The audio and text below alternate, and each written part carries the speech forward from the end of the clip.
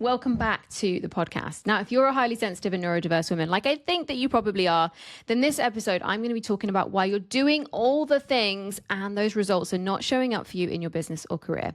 So if that sounds a little bit like what you're experiencing, don't forget to stay all the way to the end so you don't miss a golden nugget. But without further ado, let's dive in. Okay, so you're doing all the things, you're ticking all the boxes, and the results just aren't showing up for you. And you think that it must be you, it has to be you, you're the common denominator. That's what all the books say, that you're the reason that things aren't successful. And that feels absolutely incredibly empowering for a minute. And then it creates this energy of, it must be me. I must not be good enough. How come it works for them? Why can they make it work and I just can't? And this pattern is that I'm doing all the things and it's just not showing up for me. So let's give you an example. You're posting on social media, you've been posting every day for a year and your account isn't growing. You're showing up to those networking meetings with this beautiful energy as your fullest, most truest, authentic self, and no one's signing up with you. You're doing all the personal development, the mindset work every day, you're journaling, you're visualizing, you're putting yourself out there and nothing's changing. But you're also still checking your bank account to see if anyone paid. You're still comparing yourself to other likes on social media and other people's accounts to see what they're doing better. And then you go back into that same energy of, I'm not good enough. It must be me. I must be wrong. And this pattern is the exact reason why you're still stuck. So here's the rub, right? You're not doing the wrong things. You know that because these things have worked for other people. You're just following advice that doesn't work for you. The way you're doing them does not work for you as a highly sensitive and neurodiverse human. Highly sensitive and neurodiverse humans look for familiarity. They look for predictability. They look for certainty in order to feel safe. In order to feel like they know who they are, they know what they're about, they feel like they need to control things. So what happens is women use the energy of getting it right, of getting it done, of performance, of pressure, of kind of the box ticking energy that we apply to business to feel like we're in control of it, to feel like we can guarantee the results. Because the energy of uncertainty, of unfamiliarity, of not being able to predict things provides such a sense of tension and anxiety inside the body, we just cannot bear it.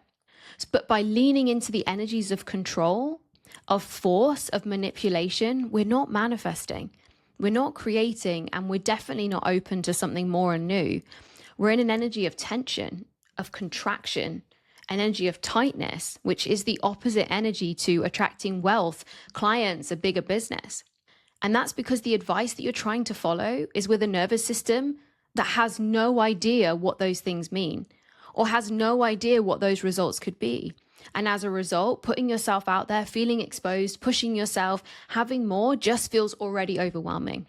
Women who put themselves under immense amounts of pressure to get it right with these massive to-do lists, this kind of obsession with performance, of box ticking, what actually happens is the nervous system is exhausted most of the time because you're always thinking, overanalyzing, planning, always doing, that the body doesn't have capacity for more. So the idea of bringing in more money that needs to have management, that needs to have flow, overwhelming. To bring in more clients when the clients you have, you already worry and ruminate about, exhausting. To bring in more business or to have more to do already feels overwhelming to a system that is overloaded with this energy of control, this energy of pressure, and this energy of force. So when we find ourselves in this energy, we think it's about what we're doing, and it's not. It's about the energy we're doing it from. So here's the truth from a highly sensitive and neurodiverse human who's incredibly ambitious, created immense amounts of success, is that it was never about more effort. It was never about doing more. It was never about box ticking. And it was always about the energy I did the action from. It was always about the energy that I was in when I had the conversation or when I put myself out there or when I was open. But an open system, an open energy, a sense of expansion, a sense of curiosity and openness, and that comes from a nervous system that feels safe. It comes from a body that's not living in fight or flight. It comes from a body that's not shut down and freeze. And that comes from doing the deeper inner work to provide safety inside the body. The problem with the personal development world is it tells you it's about more. It tells you it's about performance. It tells you it's about effort. It tells you it's about consistency. But all of those concepts don't apply to highly sensitive and neurodiverse women whose brains don't work in a linear fashion, whose energy is their absolute superpower, but only when they can harness it, only when they can embody it. And this is the deep work. The work for highly sensitive and neurodiverse women is the inner work. And that's the work I do with clients.